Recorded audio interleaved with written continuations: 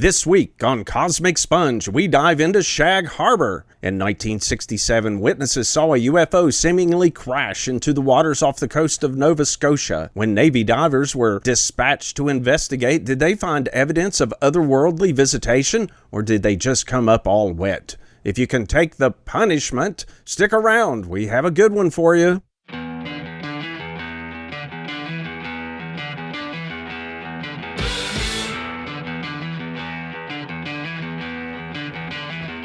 Welcome to Cosmic Sponge, the podcast where we talk about UFOs and other weird wonders in the world. I'm Stephen Hawk. And I'm Jimmy Coe. On tonight's episode, we have a very, I was going to say interesting episode, but maybe it should be intriguing or fascinating. Fascinating.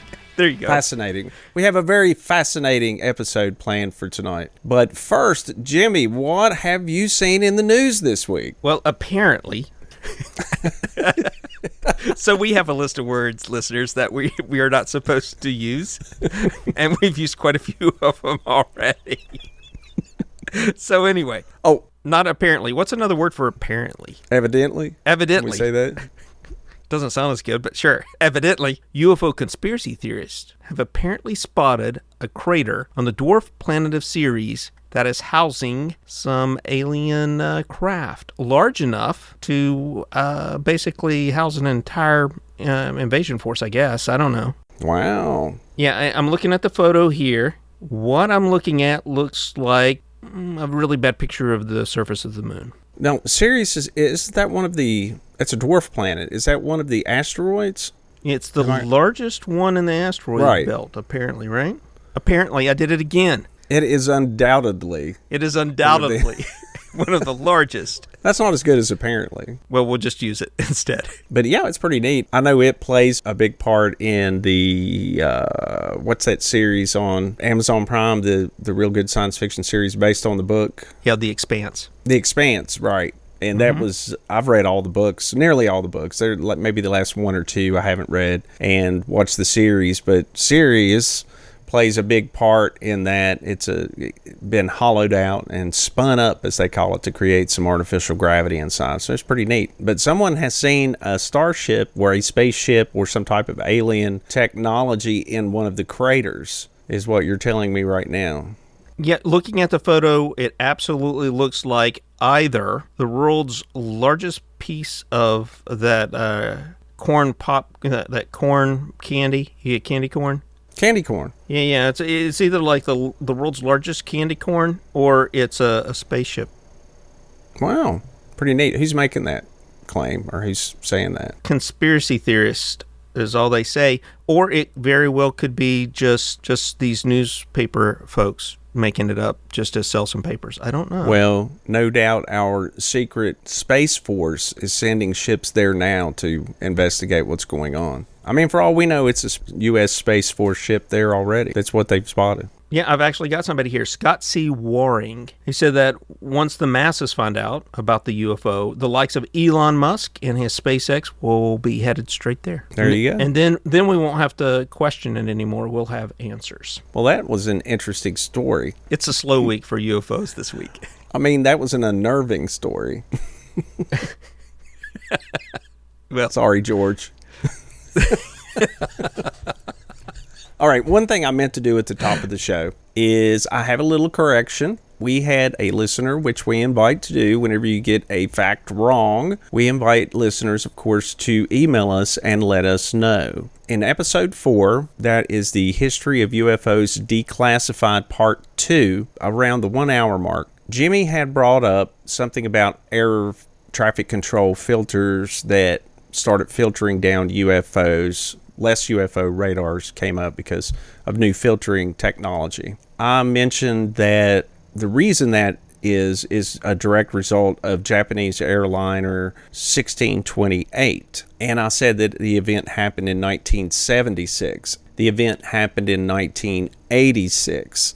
Also in that, I made a few claims that that's directly why these filters were put on, so that on civilian radar, so that only aircraft would show up and not other things like UFOs. I was only repeating and I think I say so in the episode, I was only repeating what a former FAA investigator had claimed, Mr. John Callahan. I'd seen an interview with him, and he's the one that claimed these filters were put in place because of the UFO incident. That's not a claim I'm making necessarily or say that it is true. So we should actually dive into that a little bit more, because if I remember correctly, when I was reading that, we'll have to go back and look, that they introduced those filters in the 70s from what I was reading. But then this, if I remember correctly, the person, the listener that wrote into us, claimed that it happened in 1988.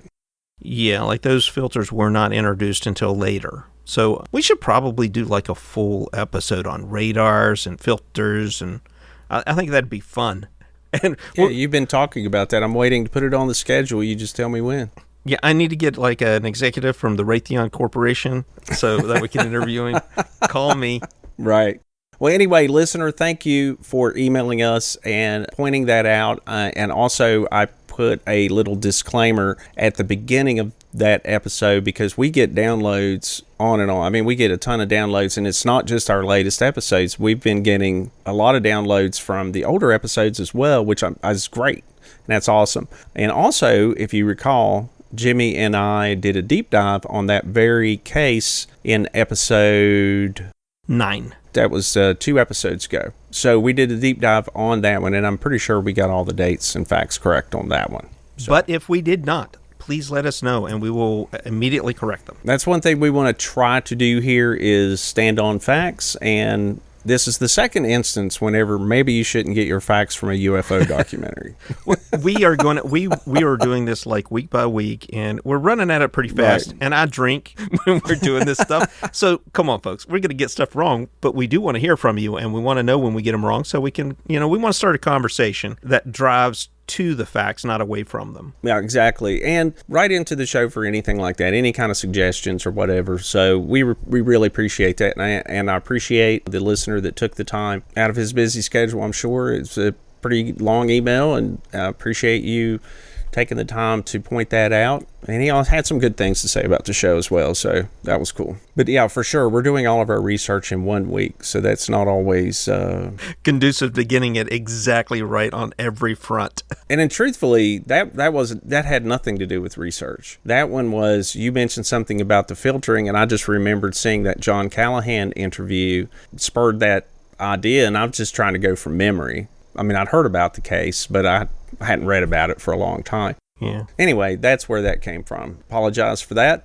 Also, I want to do a quick follow-up on last week's episode, The History of Bigfoot. There is a sound file on there, and Jimmy asked if that sound file had ever been analyzed by a nature expert or analyzed at all. And I didn't have an answer for him because I don't know. I said last week that I would do a follow-up on that. I have not had a chance to do that yet because we're actually recording this episode early this week because we both have some things going on. So we're recording this about 4 or 5 days earlier than we normally do, and we had to get all of our research done for this episode, so I just didn't have time to do that. But I promise you, I will have an answer for that question in subsequent episodes. And also, some of you may have noticed we didn't talk a lot about different encounters. There have been thousands and thousands of Bigfoot encounters. We only talked about a couple of the older ones. Bigfoot is just such a broad topic, and we kind of wanted to do an overview, look at the Patterson film, but we will do more encounters, in-depth encounters, in subsequent episodes down the road. Cool.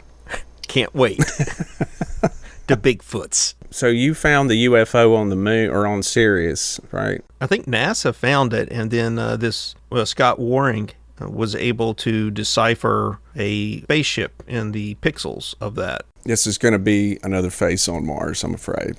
Yeah, I just don't see it. I mean, but let me tell you, if it turns out to be a spaceship full of aliens, way cool.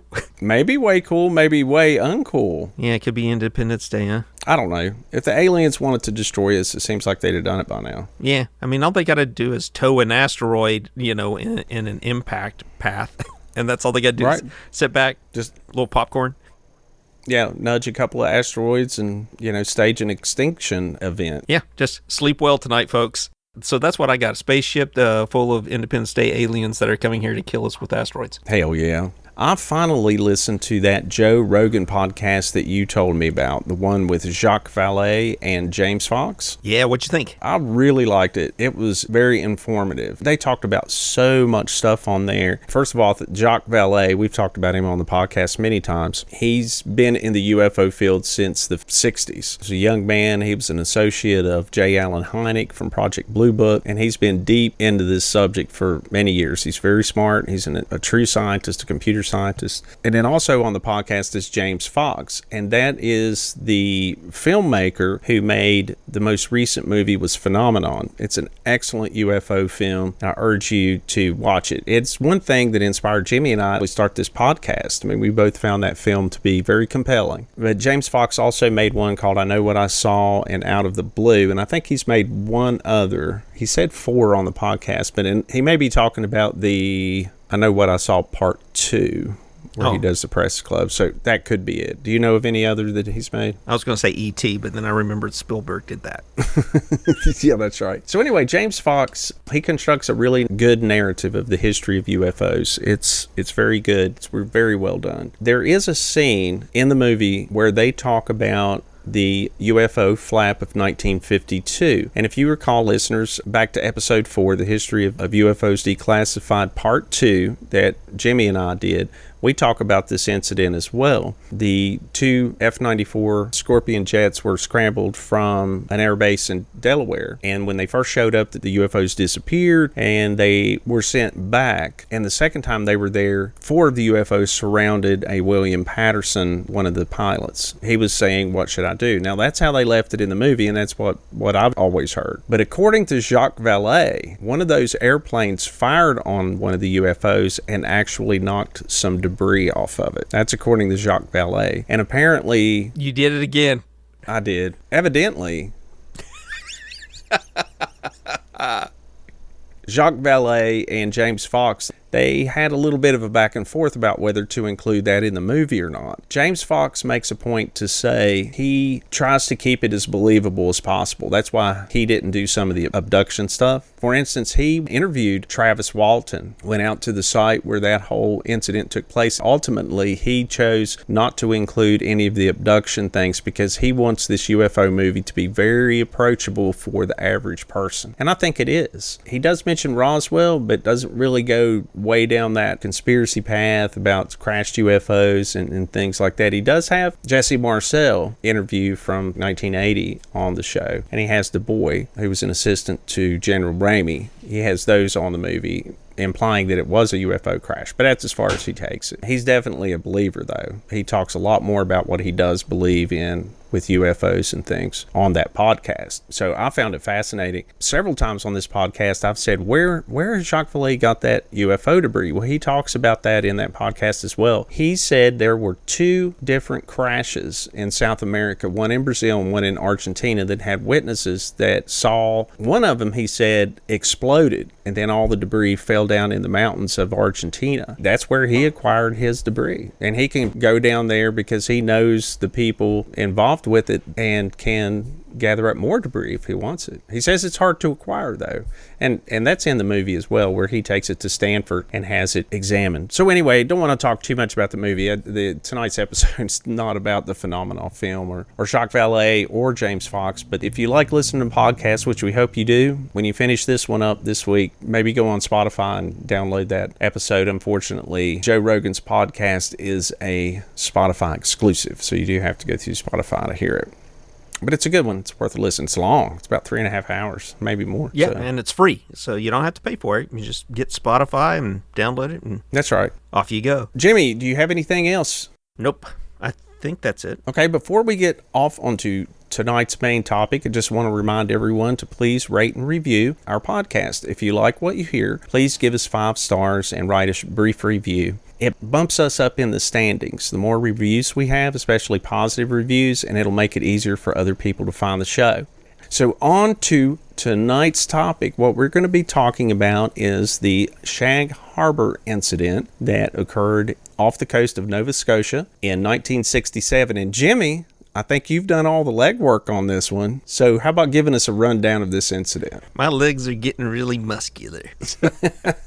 So Shag Harbor. Shag Harbor is a small fishing port near the extreme southern tip of Nova Scotia, which, by the way, I don't know if you knew this. Do you know what Nova Scotia means?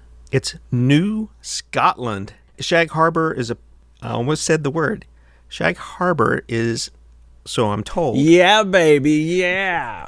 No, it's named after a bird.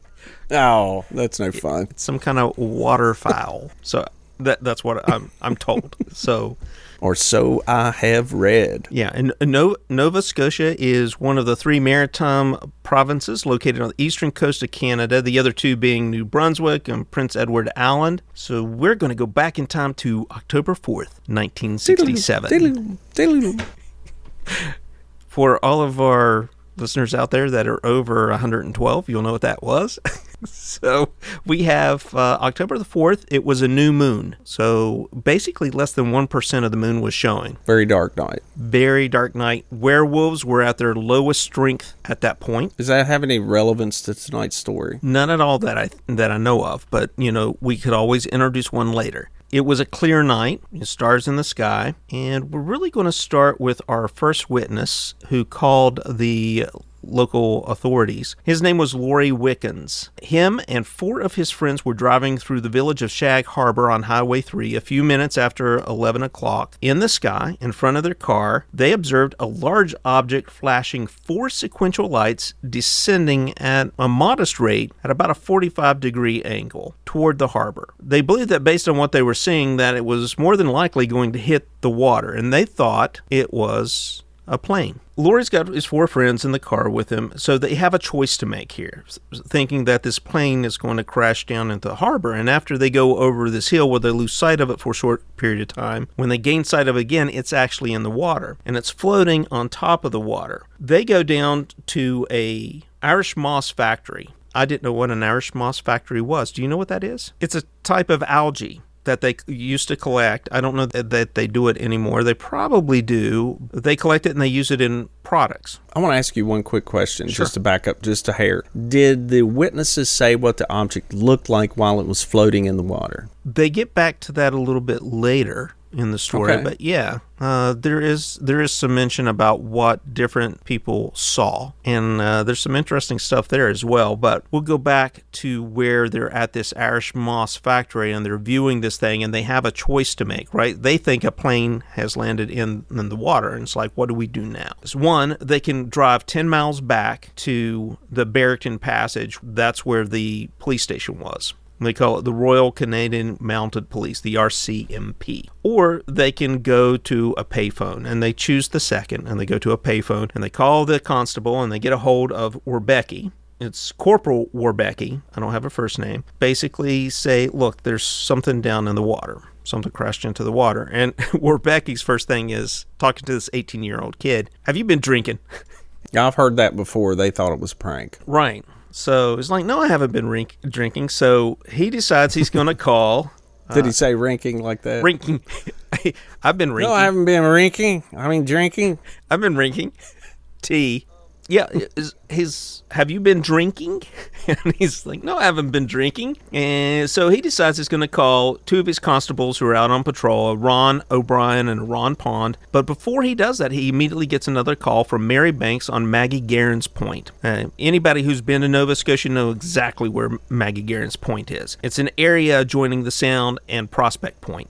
And everybody knows where Prospect Point is. And sure. That's on the western end of Shag Harbor. And she saw what she said was an airplane crashing to the Sound. That was enough for Becky. Contacts his constables, Ron and Ron. It's like Daryl and Daryl from Newhart. Order them back to the detachment. Ron O'Brien, in particular, had been following this on Route 3 as well and had pulled into the factory and observed it from there. By the time the 2 constables arrive at the harbor and they're viewing this thing from the shore, there's about 30 people along with a couple of more officers. Shortly before Laurie Wickens had seen this, there was another couple of teenagers who had just dropped off their dates. They were out on a date with a couple girls, Norman and David. David dropped Norman off. They saw this light in the sky. David left. Norman was walking into his house, looked up and saw that this thing was going to go into the water. Gets his dad. They both go look at it. They have the same thought. This is a plane that's going down. And this is really interesting. Everybody seems to think it's a plane.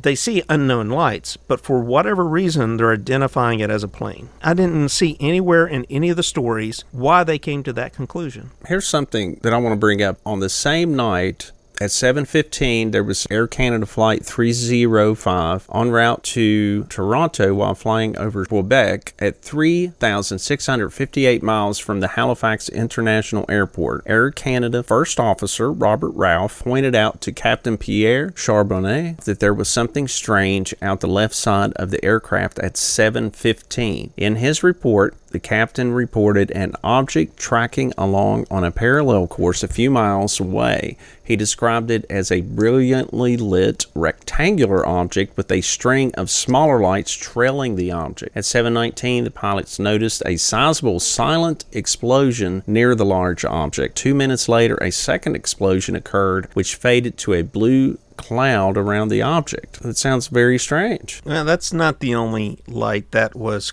claimed. I'm thinking if it's the same object, that being rectangular and having this string of lights, didn't they all say it had 4 lights? They probably assumed it was a small airliner with the windows, like 4 windows. You know, something like a Beechcraft, like a twin-engine prop airliner, for instance, would just have a few windows. Yeah, maybe.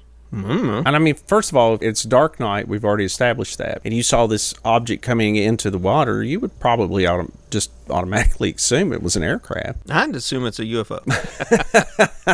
Well, okay. And I find that hard to believe. Yeah. Than the skeptic you are. So. Yeah, I wouldn't think it's a UFO. You'd think it was an airplane. I would probably think it was a UFO. Yeah, probably. I'd spend the rest of the night trying to convince you it was a UFO. That's probably. Right.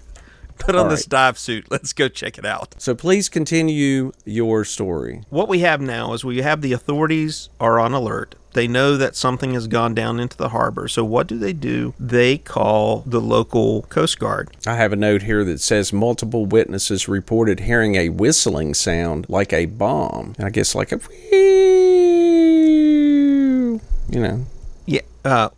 There were actually 2 that I could find at 2 different locations. In the car of the 5 kids that were driving through Shag Harbor, the town, one of them in the car heard the whistling sound. And then another witness at another location reported hearing the same whistling sound as the lights descended. They said it made a whoosh and then finally a loud bang. Yes, that was one of the 2 witnesses that reported the whistling sound. All right, so then what happened? So they think a plane is down in the harbor, so they immediately do a search and rescue exercise where they contact local fishermen that often they'll use because they're very familiar with the water, the sound. They send them out, and then they also alert the Coast Guard. And the nearest Coast Guard is located at Cape Sable Island, about 15 miles away. It's Coast Guard Cutter 101. They dispatch it. They go to the location where they presume this item is in the water, already submerged, and they start looking for it and can't find anything other than this really odd thick yellow foam. Now, one of the fishermen that they contacted who responded to the search and rescue call was Lawrence Smith. A fisherman for 45 years, responded quickly. They got down there. They went out into the sound. They don't find the ship, but they do find this really thick yellow foam that he claims he has never seen anything like it in the harbor in the 45 years that he's been there fishing the sound.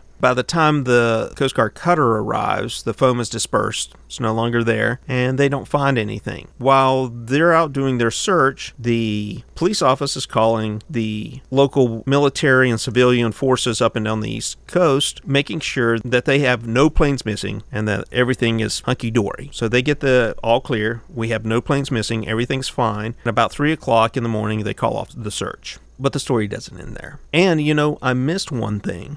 Let's go back to the actual ship crashing into the water. So they never really saw the ship crash into the water. What they saw is a light go down onto the water and rest on the water approximately 8 feet above the surface of the water. And I was wondering, and I was like, how do they know that it's 8 feet off of the water? If it was illuminated, it would be lighting up the water. If it was glowing or had lights on it, and they saw the water underneath the craft, or the horizon underneath the craft. Mm-hmm. I'm assuming it lit up the area. I don't know that it was a very bright light, but out in the water, they have a buoy that they label the budget light. I don't know why they decided to call it the budget light. They couldn't afford the expensive light.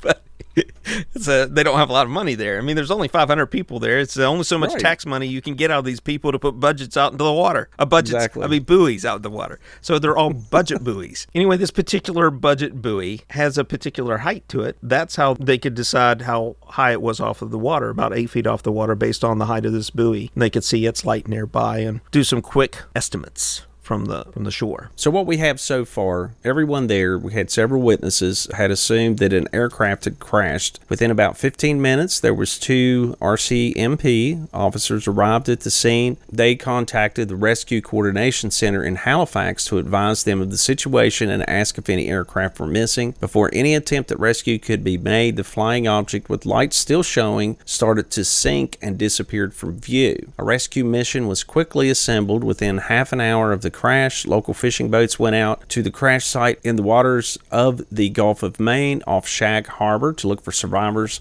No survivors, bodies, or debris were taken, either by the fishermen or by the Canadian Coast Guard search and rescue cutter, which arrived about an hour later from nearby Clark's Harbor. The next morning, RCC, and again, that's the Rescue Coordination Center in Halifax, had determined that no aircraft were missing. While still tasked with the search, the captain of the Canadian Coast Guard cutter received a radio message from RCC Halifax that all commercial, private, and military aircraft were accounted for along the eastern seaboard in both the Atlantic provinces and New England. 2 days after the incident, a detachment of Navy divers from the Fleet Diving Unit Atlantic was assembled, and for the next 3 days, they combed the seafloor of the Gulf of Maine off Shag Harbor looking for an object. The final report said no trace of an object was ever found. It's a mystery.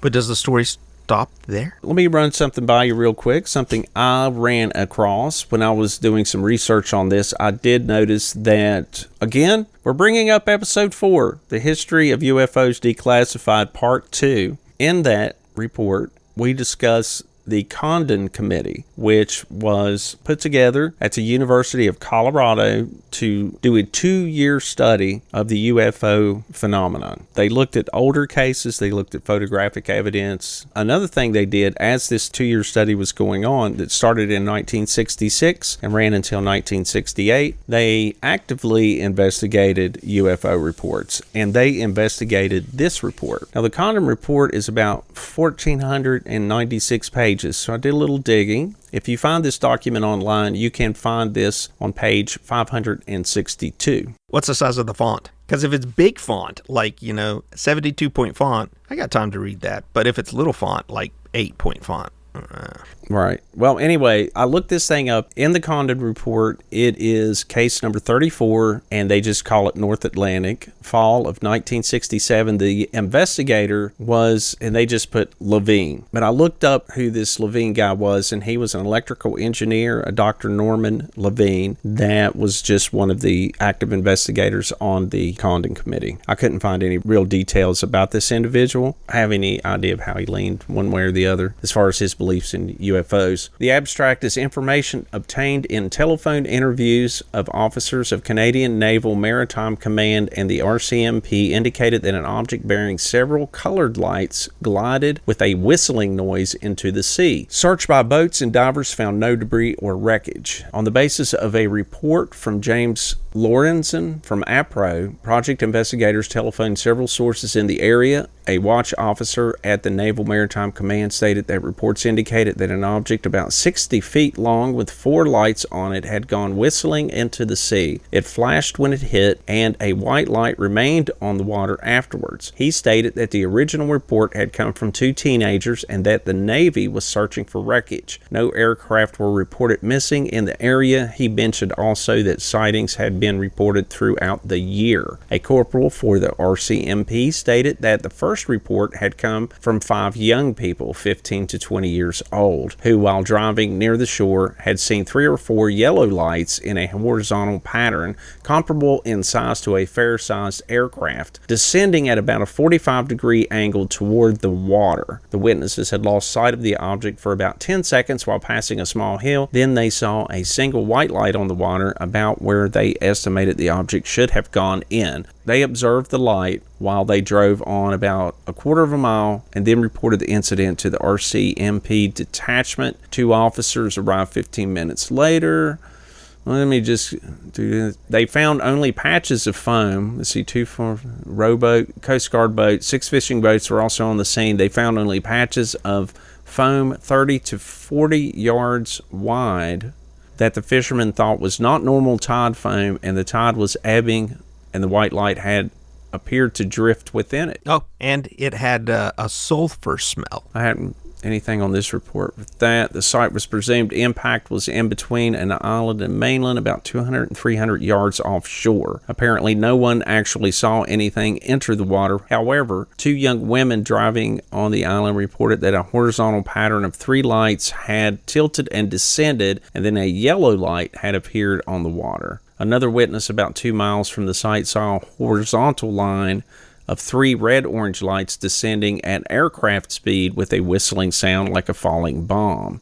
He thought the object was like an aircraft. It disappeared behind some houses, and the sound ceased a second or 2 later. Stated the light on the water was not from any boat. Air search rescue, no report of missing aircraft. Radar station.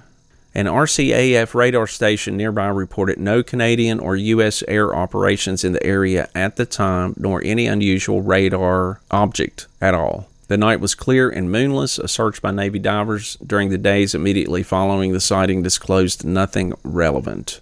5 days later, the Naval Maritime Command advised the project that the search had been terminated. The watch officer read a report from RCMP indicating that at the time in question, a 60-foot object had been seen to explode upon impact with the water. The captain of a fishing boat that had been about 16 miles from the site of the earlier reports reported to the project that he and his crew had seen 3 stationary bright red lights flashing on the water from sundown until about 11 p.m. The ship's radar showed 4 objects forming a 6-mile square. The 3 lights were associated with one of these objects. At about 11 p.m., one of the lights went straight up. The captain had judged that the radar objects were naval vessels and the ascending light a helicopter. He had attached no significance to the observation until he had heard on the radio of the sightings. He then reported the foregoing observations to the RCMP. However, since the position he reported for the objects was about 175 miles from the original site, the 2 situations do not appear to be related. No further investigation by the project was considered justifiable, particularly in view of the immediate and thorough search that had been carried out by the RCMP and the Maritime Command. And that is the report. So they didn't really follow up on it because there wasn't anything to follow up on it, and they assumed that RCMP and the Maritime Command was being pretty thorough. Sounds like they were very thorough. Yeah, but what do you make of this? What do you make of this incident? Well, it doesn't end there. It gets weird. It gets really... As if it's not weird enough. Really weird. There are 2 researchers that continued on with this.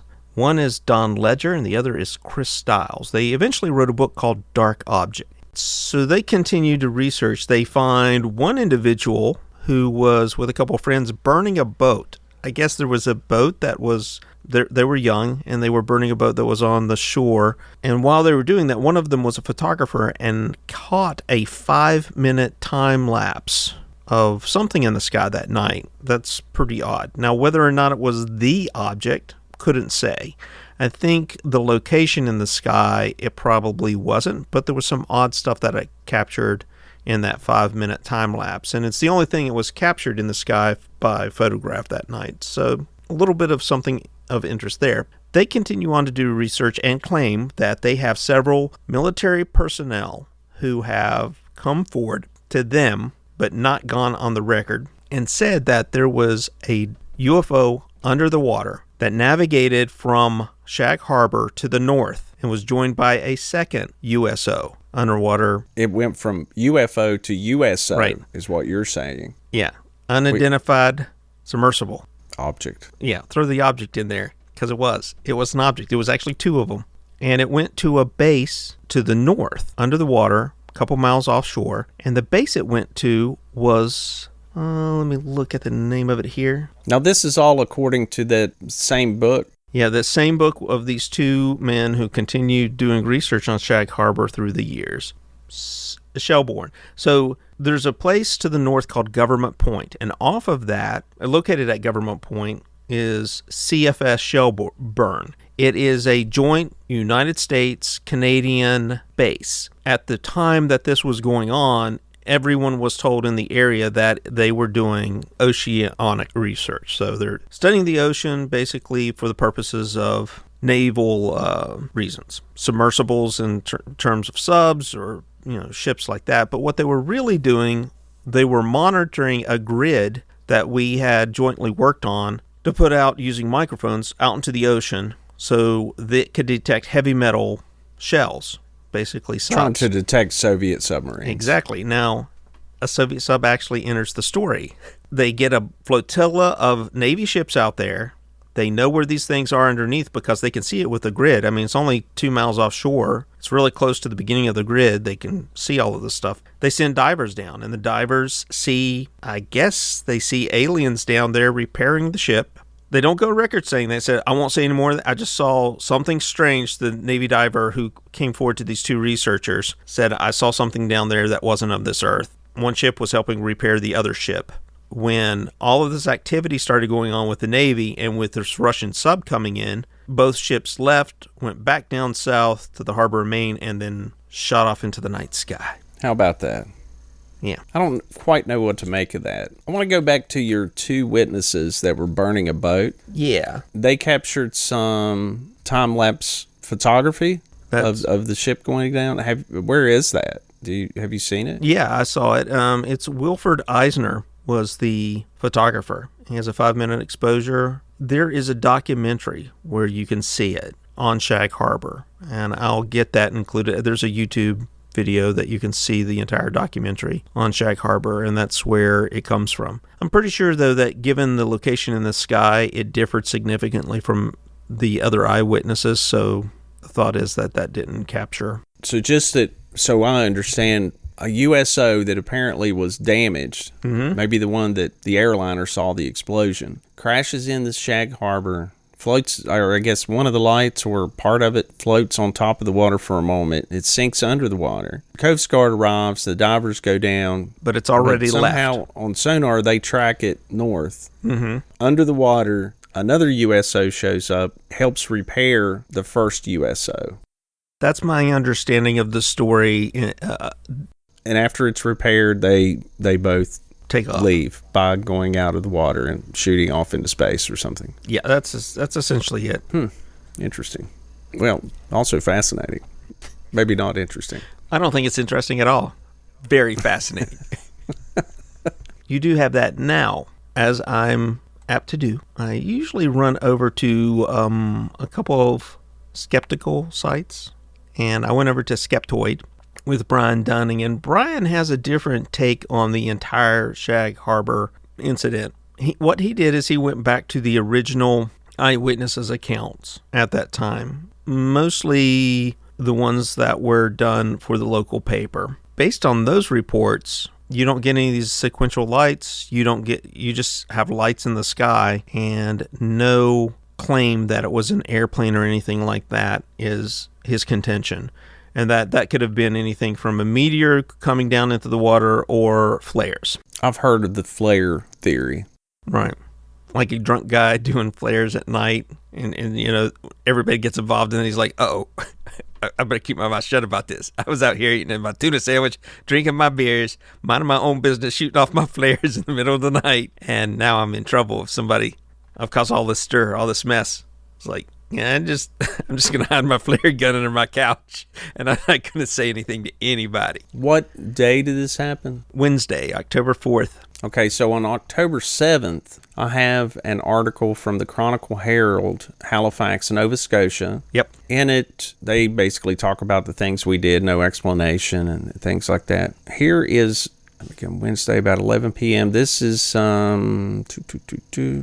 Here's a quote in the newspaper from David Hendricks, who was 18, one of the kids, I guess, one of the young people that first reported. He said, I was in Norm Smith, and we were driving in Shag Harbor from Cape Island. When we got to Bear Point, we saw a bright light in the sky, sort of reddish orange. Hendricks said 2 more lights appeared all in a row on a right decline of about 45 degrees. They came on in order, the lowest one first. They were pinpoints of light, not like flares. And Kendrick said he had never seen anything like them before. You think maybe a meteor that's broken up in the sky come down?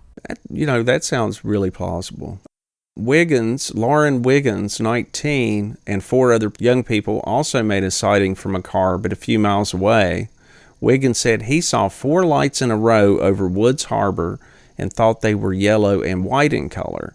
As he and his friends watched, the row of light had been level, tilted at a 45-degree angle, and started to descend into the ocean on a gradual glide. Like Hendricks, he noticed the lights going on and off in order and said this happened several times before it reached water level. So it was apparently blinking on and off, all the lights in order. And that's from the newspaper report? This is out of a newspaper that was published on October 7th, so we have to assume most likely that interviews were done just 2 days afterwards. Yeah. Probably while the divers were still there. Constable Ron O'Brien, one of the first RCMP officers to arrive, says, after it hit the water, we were called to the scene.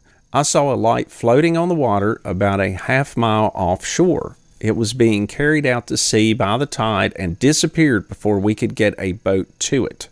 Constable O'Brien said he and 2 other RCMP officers were on the scene within 20 minutes. Many other reports of a row of lights gliding into the water that night came in through the day. RCMP said all were at the same time in the same area. All known possibilities have been checked out. A Navy spokesman said that there were no security involved on their part because the Department of National Defense reported nothing missing from aircraft or ships. No planes were reported operating in the area at the time, and a spokesman said it was unlikely anything fell from an aircraft because of the gliding pattern associated by most witnesses. Now, Barrington Passage Radar Station reported no sightings at the time. Nothing was found except an extremely large patch of bubbling water and foam.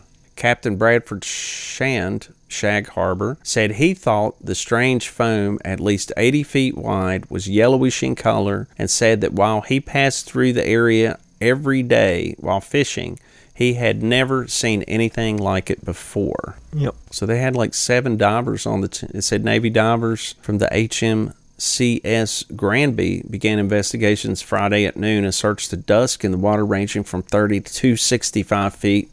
Revealed nothing. 3 more men will join the 4-man team and search today. They searched for 3 or 4 days, I think. I mean, it sounds like they really tried. Yeah, found nothing. That was the newspaper article, the Chronicle Herald, Halifax, Nova Scotia, on October 7th. Then the next 2 days later, on October 9th, they reported UFO search called off and just reported that no trace had been found. And just kind of went over the same story.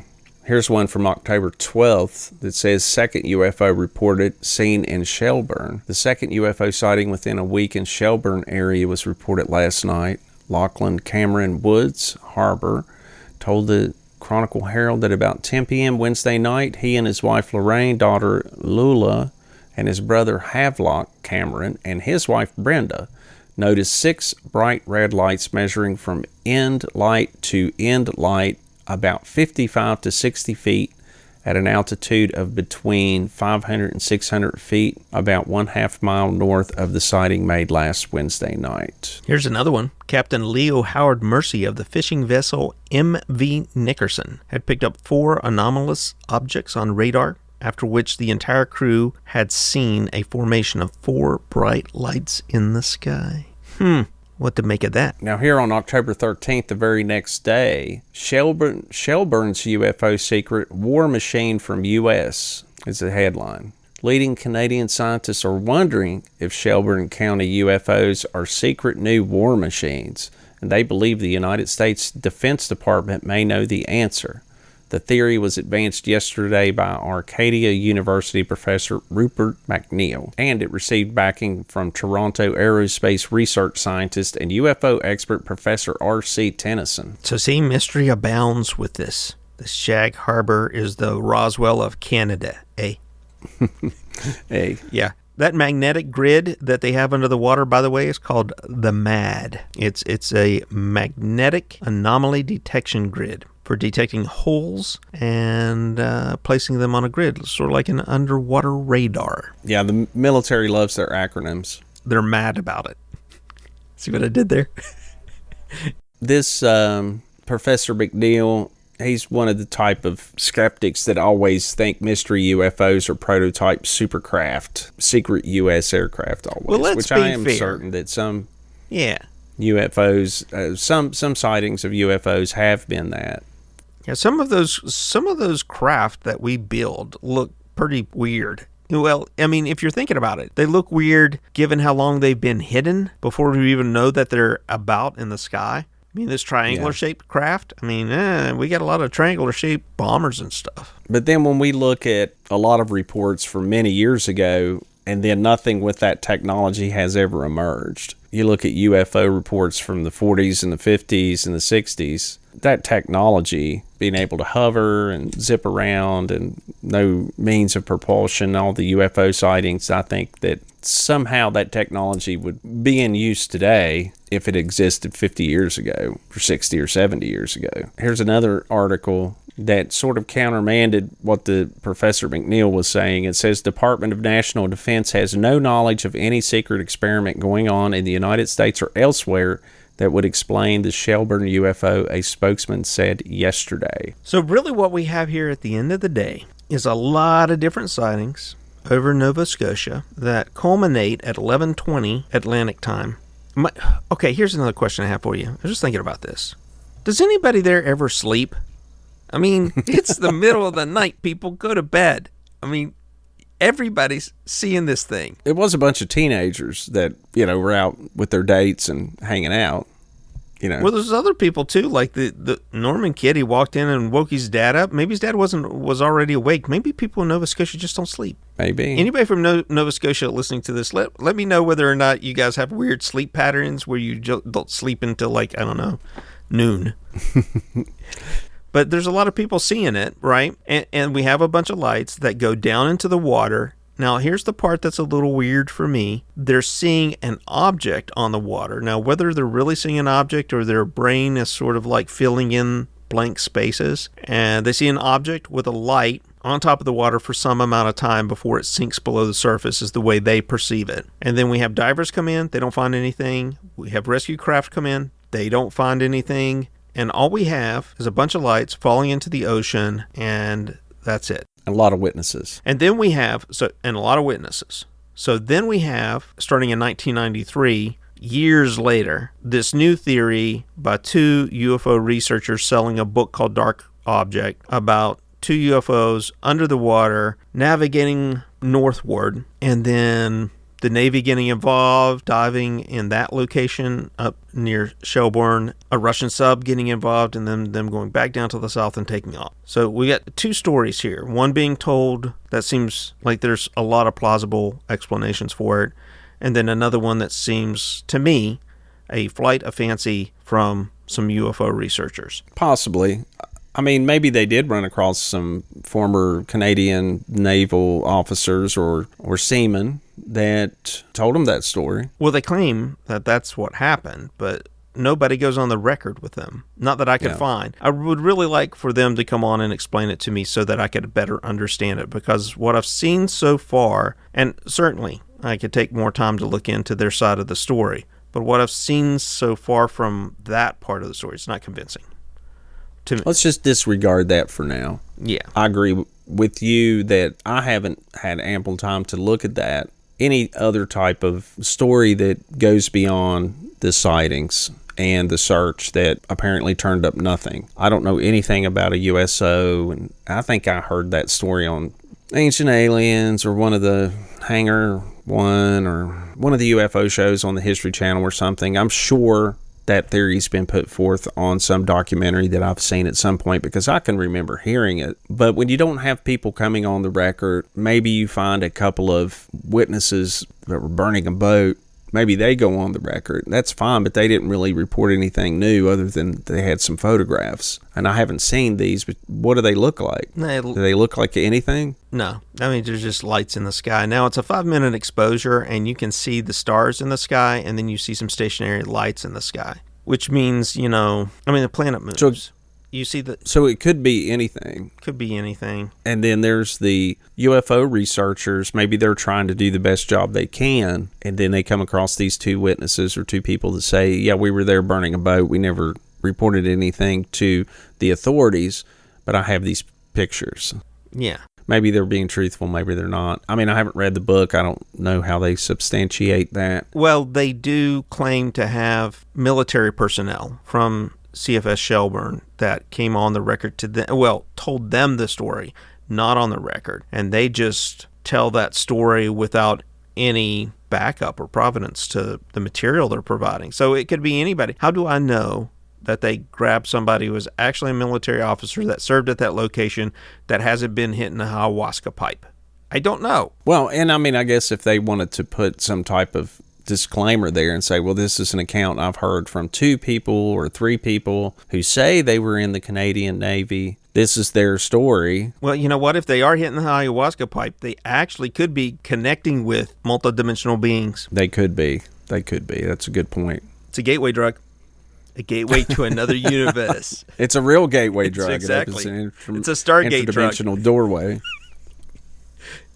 Yes. Well, let's just leave that part out of it for now. Mm-hmm. Let's just look at the actual sightings, the things reported to the authorities that we had some very good witnesses, some police officers, fishermen, people familiar with the area. I mean, just a lot of witnesses that seen apparently the same thing and witnessed this thing. I didn't see any skeptics. The main skeptical thing that I saw put forth was that it was flares. Of course, the witnesses that have heard that have said there's no way they were flares. I know what flares look like. I did see somewhere where they mentioned that the undercurrents at that location of the harbor is very strong and could sweep things out to sea. It's on a shelf. Very powerful currents. I wonder if it's possible that it was a plane. Let's say it's a drug runner. Crashes into the ocean, sinks below, and gets pulled out to sea. Yeah, one problem I have with the whole thing is I don't have a good sense for how fast the object was descending. At no point do I get a feel for that. I get a feel for that it was a 45-degree angle. It sounded like a whistling sound. That way you could say, okay, maybe an aircraft, because it may have been moving at 200 miles an hour or something like that or less. A meteor, what kind of speed do they enter the Earth's atmosphere? I know they can come in at any angle. Mm-hmm. That's irrelevant. So it could be a 45-degree angle, but I would think a meteor would be moving very fast. Yeah, I just don't know.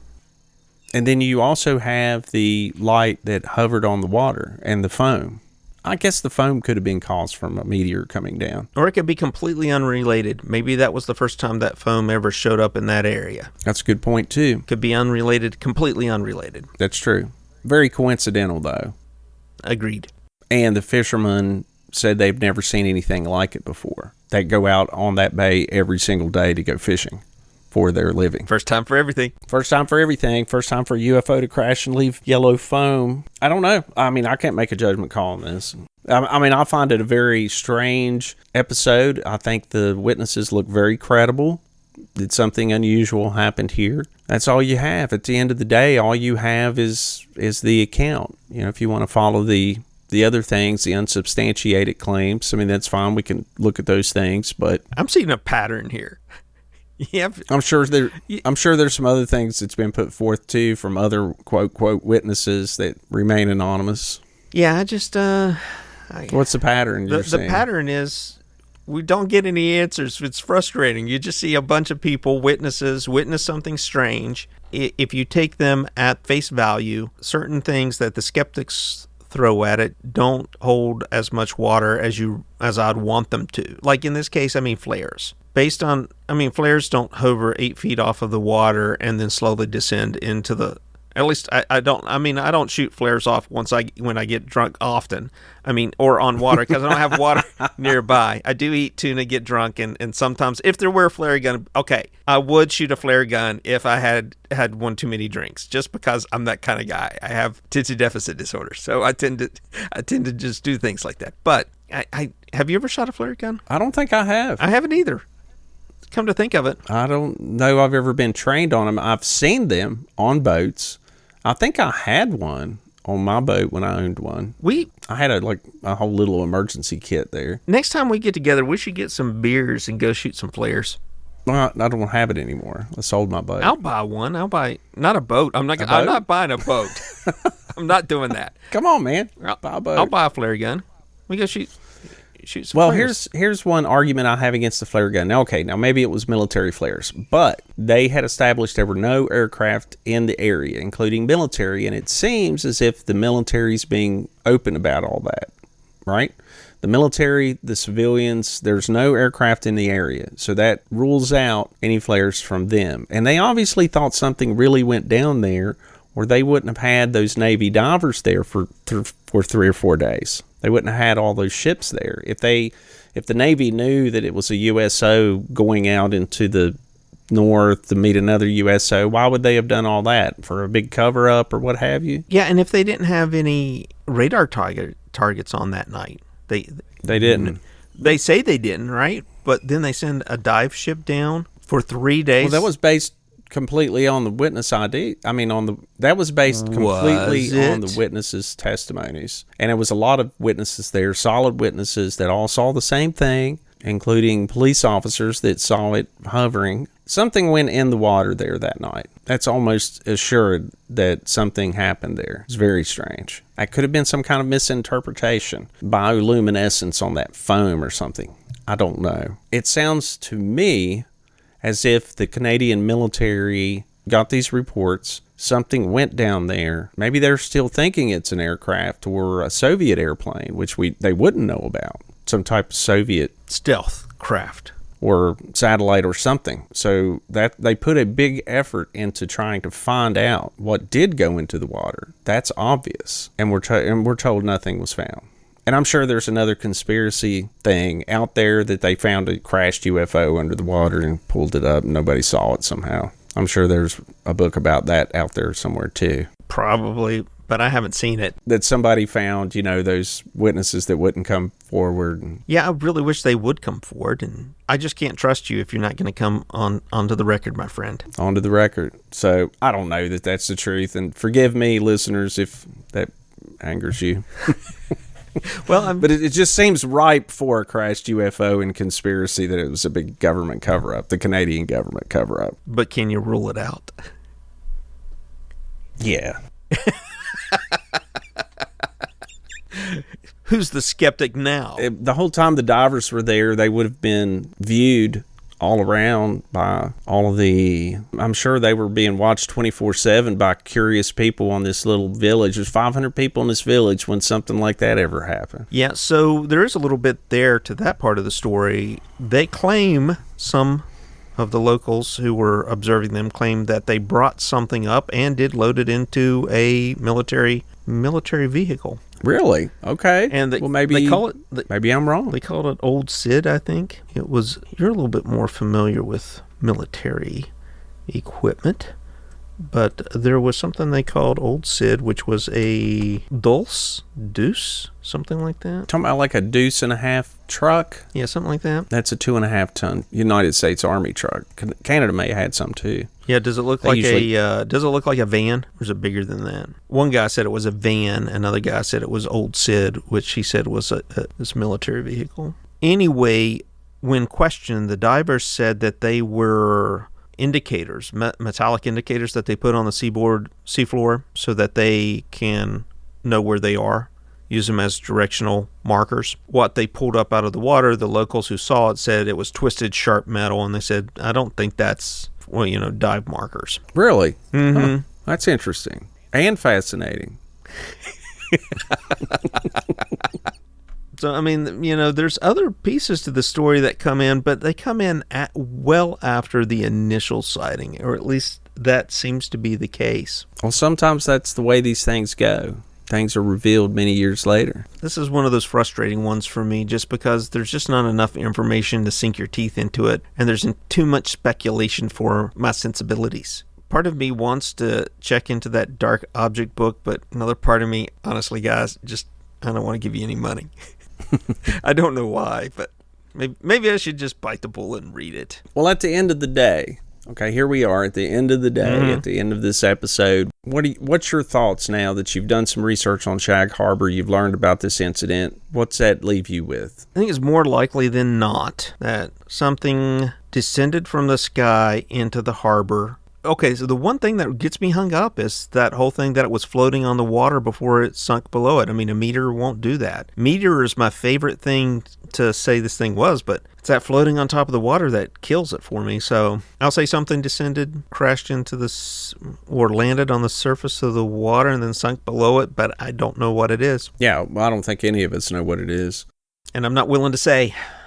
And I tell you what, I am going to buy that dark object book just because you got to keep an open mind. You got to go in, you got to read it, and then you got to dismantle it.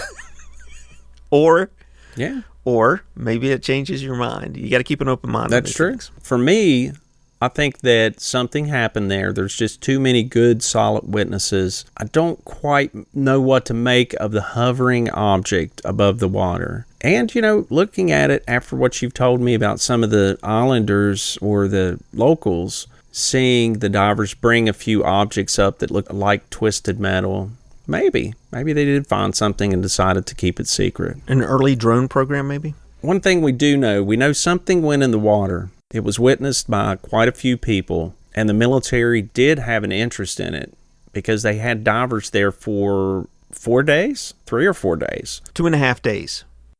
They had 4 divers initially, and they brought 3 more to expand their search. So, when I'm looking at that, I'm thinking, did they bring more divers in because they can't find anything and they want to increase their search area? Or have they found something they need to recover and they need more men to do it because they want to do it quickly? I think that is a possibility. I don't know how plausible that last part is about some type of government cover-up. But then when I hear these stories about crashed flying saucers and crashed UFOs from a guy like Jacques Vallée, we see the results of these Stanford tests.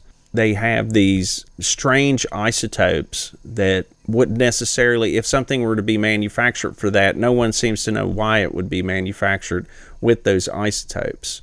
Or those isotopes aren't native perhaps to Earth or native to our solar system.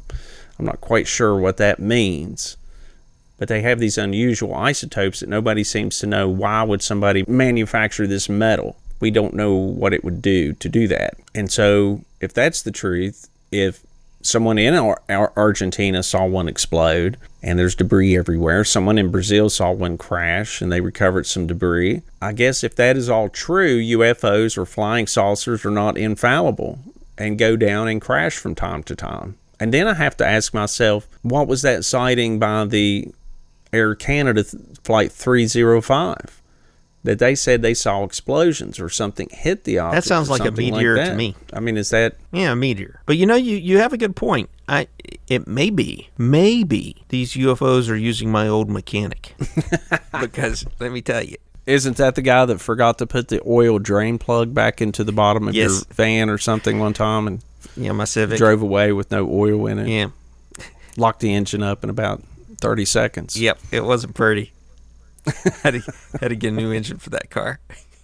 So maybe he is helping out our alien overlords with some of their mechanical issues and they haven't caught on yet. It does seem odd that apparently these things crash and there's debris around, so... Crash a lot. I don't know. It's like we made it through the vastness of space and then we crash. If they're from space, I don't know. Well, they could be multidimensional beings or they could be... or they've always been here. Maybe they're dolphins. Dolphins are smart. They could be inside of the saucers. Dolphins flying saucers. Yeah, full of water. Dolphins swimming around. Yeah. Flipper. Yep. Well, I think I am done with Shag Harbor. I have very little else to say about this episode. It's disappointing me. It doesn't disappoint me. I mean, part of this show, I know we're trying to uncover things and try to get at the truth, understand what UFOs are, what the entire phenomena is, and some other weird wonders of the world, such as Bigfoot. And that's why we're doing this. Every week we're doing some research and we're doing a deep dive into these incidents so that maybe at some point we can correlate all of this and think, hey, you know, maybe it's this thing. I mean, we definitely speculate at the end of almost every episode. Mm-hmm. And we come up with some wild ideas too, but not, you know, I'm not going to publish them or that they're fags just because it's some kind of wild speculation. Oh, you know what it could be? You know what it could be? It could be a balloon. Hear me out. Hear me out. It was 4 weather balloons. Well, remember, Project Mogul was pretty large, but maybe it was this large Soviet military balloon of some sort that was monitoring us in upper atmosphere, and then it crashed, came down into the water. A Soviet sub was nearby. That's not bad. So it's claimed. It would have floated on top of the water for a little bit before descending into the water, assuming it was heavy enough. It had like a radar reflector or something on it, some large device that was monitoring our skies. How about that? I don't know that it would be lit, though, if it was some That's type the only of part. secret Soviet balloon that was some type of surveillance device. I don't think it would be lit. Yeah, probably not. I thought of perhaps a Soviet satellite going down or something like that. It was actually burning debris. That hit the... And then some of the debris was floating on top of the water and the foam and everything. It's still burning. And have that sulfur smell. Hey, I like it. And especially if some of the divers were seen to bring up some wreckage, as they said. I mean, if you're looking for a 100% mundane explanation, but I feel that now that the Cold War is over, I know a lot of researchers have looked into those sort of incidents in Russian archives. I think something like that could probably be looked up and found if a satellite had went down at that time and it was recovered. And a rectangular shaped object instead of like, in nature they generally don't have right angles. So the flight that saw the exploding object earlier in the day or earlier in the evening around 7 or so, that could have been a piece of it, right? Multiple pieces of a satellite falling out of the sky. I don't think it would have took 4 hours though. I mean, that sighting from Flight 305 was around 7 o'clock in the evening, and it was 4 hours later. It was around 11 o'clock when the Shag Harbor incident happened. Something to think about. So anyway, listeners, I think that's all we have on Shag Harbor tonight, because it was a very intriguing episode that happened in 1967. A lot of people think about it. It's a very famous, very well-known incident, and it has spurred all kinds of speculation, just as we have done at the end of this episode as well. Jimmy, anything else you want to say? What's the final word on Shag Harbor? I'm going to go buy myself a flare gun. You're going to test the flare theory? We're going to shoot some flares out. I wonder if you could do that legally. That's one thing I wanted to say. There was 4 lights. I mean, who has a semi-automatic flare gun that you could fire 4 lights? I'm going to go look for one. I might find one. What I'm getting at is all flare guns, you break them down, sort of like a single shotgun. Uh-huh. You insert the flare ammunition, and then you close the gun. It looks like a revolver, right? But it breaks down, splits in the middle. Everyone's seen movies where they shoot flare guns. And then you put the flare in and you snap it shut. To have 4 flares, somebody would have to break that thing down and load 3 more flares pretty quickly. No. You could have 4 flare guns and 4 drunk guys and 3 tuna sandwiches and 1 chicken sandwich because you always get that weird guy. And they all 4 could be drunk shooting their flare guns, seeing who could get out the furthest, like what angle, exactly, get the right angle. Exactly. Well, if it was drunks, they would shoot a lot of flares. Well, maybe they passed out. Yeah. No, those people in Nova Scotia don't pass out, man. They seem like hardy people to me. Well, maybe they were tourists. Could be. I like it. Flare gun shooting tourist. Right. Let's put this one down before we go any further down the crazy train. Fair enough. that is going to be it for Shag Harbor. Before we go, I'd like to remind everyone to please rate and review the podcast. That helps others find the show. If you like what you hear, please give us a good rating. Don't forget to reach out to the show. Our contact information is firstcontact@cosmicsponge.com. Let us know if you've had some type of encounter, or if you just want to say hello, you have a correction or a different opinion, or something to add to one of our stories. Don't hesitate. Let us know. Next week on Cosmic Sponge, we are going to be looking at the Betty and Barney Hill case of 1961, the very, very famous UFO abduction. And we also are going to look at the subject of UFO abductions beyond that. And so be sure to tune in for that one. It would definitely be a good one. So with that being said, this is Stephen Hawk. I'm signing out, and I'll catch you next week. Jimmy Co. Ditto. That's all for this week's episode of Cosmic Sponge. Please don't forget to rate and review us wherever you listen. It helps others find the show. If you have any questions or have a story you'd like to share, you can contact us using our email account, firstcontact@cosmicsponge.com.